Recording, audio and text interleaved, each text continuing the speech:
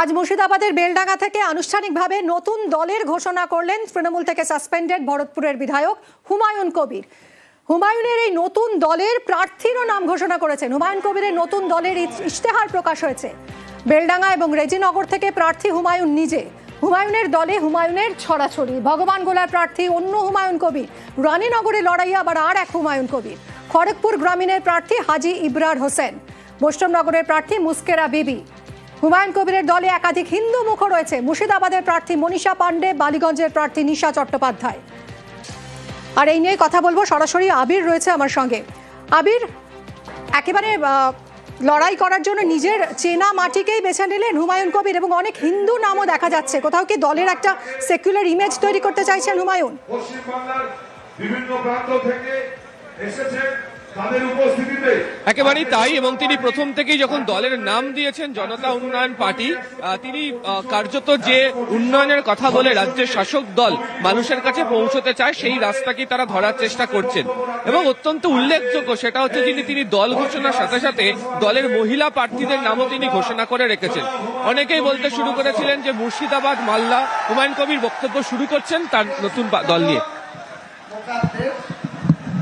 মঞ্চে উপবিষ্ট সম্মানীয় অতিথিবর্গ, মঞ্চের সামনে লক্ষ লক্ষ মানুষ, সকলকে আমার সালাম, আদাব, নমস্কার, শ্রদ্ধা, ভালোবাসা, স্নেহ জানাই। প্রায় 1 মাস ব্যাপী অপেক্ষা। আপনারা জানেন যে গত 4 ডিসেম্বর আমাদের রাজ্যের মাননীয় মুখ্যমন্ত্রী তৃণমূল দলের চেয়ারপারসন এবং তার দলের একজন কলকাতার মেয়র, আরবান দপ্তরের মন্ত্রী জনাব ফিয়াদ হাকিমকে দিয়ে তিনি কি বলেছিলেন? তিনি বলেছিলেন যে আমার রেজিনগরে বাড়ি, আমি কেন বেলডাঙ্গায় মসজিদ বানাতে যাব? তো রেজিনগরে বাড়ি, বেলডাঙ্গায় মসজিদ করা যাবে না।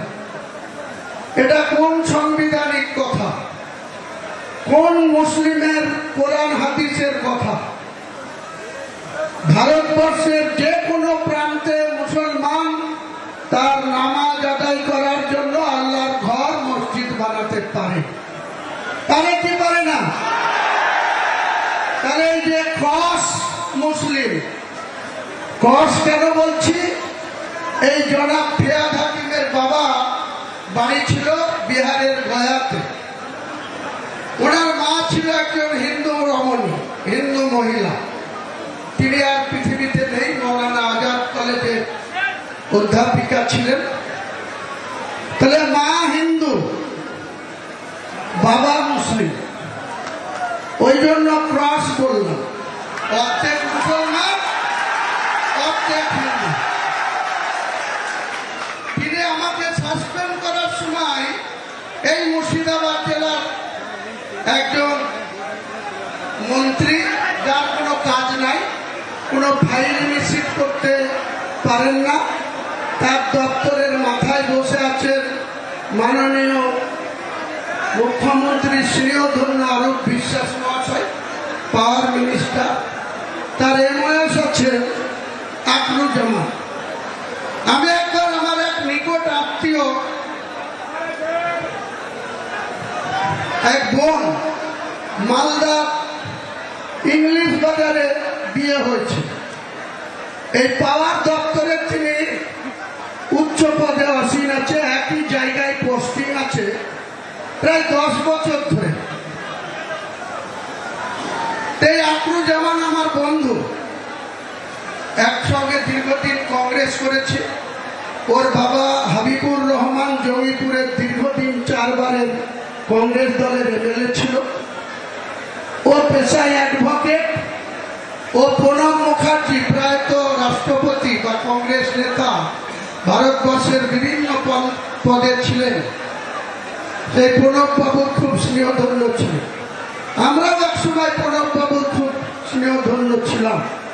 আমার বাড়ি থেকে বীরভূমের কিন্নাহারের প্রণব মুখার্জির বাড়ি মিরিটি গ্রাম, ঠিক 32 কিলোমিটার। প্রণববাবু যখনই কিন্নাহারে দুর্গা পুজোতে নিজের বাড়িতে আসতেন, সে রাষ্ট্রপতি থাকাকালীন বলুন, আর ফাইন্যান্স মিনিস্টার থাকাকালীন বলুন, ফরেন মিনিস্টার থাকাকালীন বলুন, ডিফেন্স মিনিস্টার থাকাকালীন বলুন, যোজনা কমিশনের ভাইস চেয়ারম্যান থাকাকালীন বলুন, প্রণববাবু কিন্তু বাড়িতে দুর্গা পুজোতে আসলেই আমাদেরকে খুব স্নেহ করে পুজোতে ইনভাইট করতেন।